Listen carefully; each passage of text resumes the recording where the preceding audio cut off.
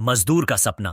कहानी एक गरीब मजदूर राजू और उसकी पत्नी विमला की है, जो मेहनत से जीवन बिताते हैं लेकिन दिल में एक बड़ा सपना रखते हैं। यह कहानी बताती है कि सच्ची लगन, ईमानदारी और आपसी विश्वास से सपने पूरे किए जा सकते हैं। गरीबी में भी उम्मीद। राजू एक ईंट भट्टे पर काम करने वाला साधारण मजदूर था। सुबह सूरज उगने से पहले ही वह उठकर काम पर निकल जाता।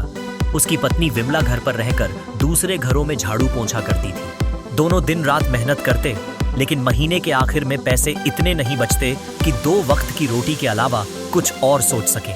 एक दिन विमला ने पूछा, राजू, क्या हम ऐसे ही पूरी जिंदगी निकाल देंगे? कभी अपना घर नहीं होगा, कभी अपने बच्चों को स्कूल नहीं भेज पाएंगे?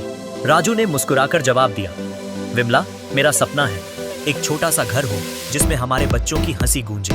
मैं मजदूर जरूर हूं, पर सपना देखने से कोई मना नहीं कर सकता। सपना और संघर्ष।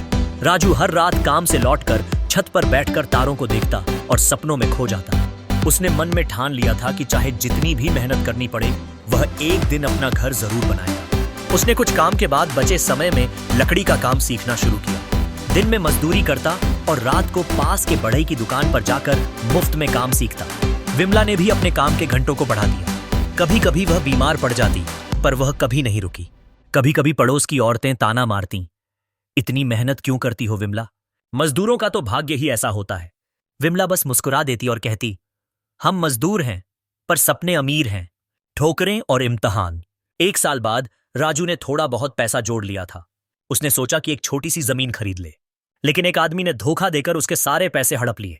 राजू टूट गया। उस रात वह चुपचाप घर लौटा और कुछ नहीं बोला। विमला ने पूछा, क्या हुआ राजू? राजू की आंखों में आंसू थे। सपना टूट गया विमला, सब चला गया। विमला ने उसके हाथ थाम लिए। सपने पैसे से नहीं, हौसले से बनते हैं। तुम फिर से शुरू करो, मैं तुम्हारे साथ हूं। राजू ने विमला की आंखों में देखा और उसमें अपने सपनों की रोशनी देखी, उम्मीद की नई किरण। अब की बार राजू ने दोहरी मेहनत शुरू की। उसने लकड़ी के खिलौने बनाने शुरू किए और उन्हें साप्ताहिक बाजार में बेचना शुरू किया। विमला ने भी सिलाई सीख ली और औरतों के कपड़े सिलने लगी। धीरे धीरे उनके काम को पहचान मिलने लगी। लोग राजू के बनाए खिलौनों को पसंद करने लगे।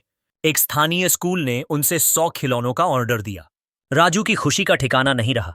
उसने विमला से कहा, हम सही रास्ते पर हैं विमला, अब रुकेंगे नहीं। सपना सच हुआ। 3 साल के कठिन संघर्षों के बाद राजू और विमला ने एक छोटा सा घर खरीद लिया। ईंट की दीवारें थीं, टीन की छत, लेकिन उसमें सपनों की नींव थी। घर के बाहर एक बोर्ड था, राजू और विमला का सपना, मेहनत की जीत। उनका बड़ा बेटा अब स्कूल जाता था। राजू अब सिर्फ मजदूर नहीं, एक छोटे व्यवसायी बन चुके थे।